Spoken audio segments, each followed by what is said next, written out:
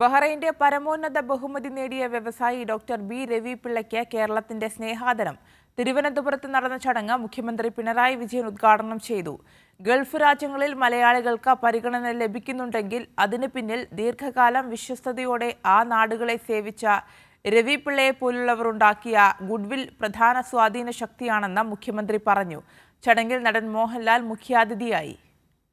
ബഹ്റൈന്റെ പരമോന്നത സിവിലിയൻ ബഹുമതി ലഭിച്ച പ്രമുഖ വ്യവസായി രവി പിള്ളയെ രവിപ്രഭ എന്ന പേരിൽ സ്നേഹസംഗമം സംഘടിപ്പിച്ചാണ് സംസ്ഥാന സർക്കാർ ആദരിച്ചത്.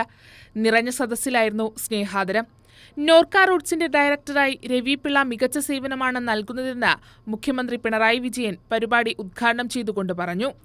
പ്രവാസി മലയാളിയായി നിലകൊള്ളുമ്പോൾ തന്നെ നാട്ടിലെയും പ്രവാസ ലോകത്തെയും മലയാളികളുടെ ക്ഷേമവും ഉന്നമനവും ഉറപ്പുവരുത്താൻ അദ്ദേഹം പ്രത്യേക ശ്രദ്ധ കാണിച്ചിട്ടുണ്ട്.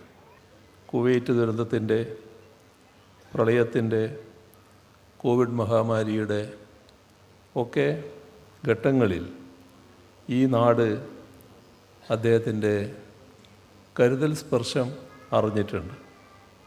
കേരളത്തോട് അദ്ദേഹം കാണിക്കുന്ന കരുതലിന് ഈ നാട് എന്നും അദ്ദേഹത്തോട് കടപ്പെട്ടിരിക്കുന്നു.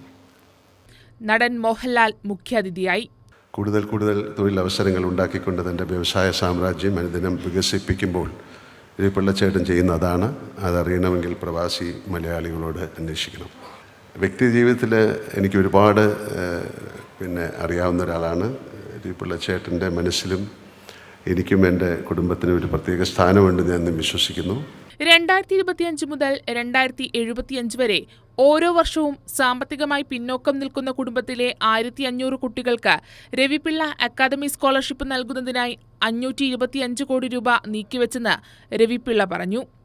ഈ വർഷം സെപ്റ്റംബർ മുതൽ അടുത്ത 50 വർഷത്തേക്ക്, അതായത് 2025 മുതൽ 2075 വരെ 525 കോടി രൂപയുടെ രവിപിള്ള അക്കാദമി സ്കോളർഷിപ്പ് നൽകുവാൻ തീരുമാനിച്ചിട്ടുണ്ട്.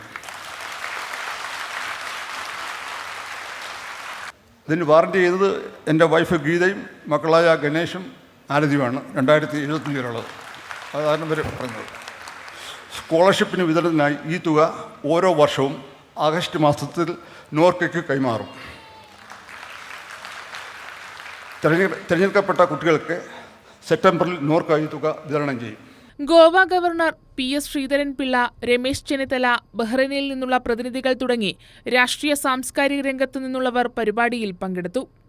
കൈരളി ന്യൂസ്, തിരുവനന്തപുരം.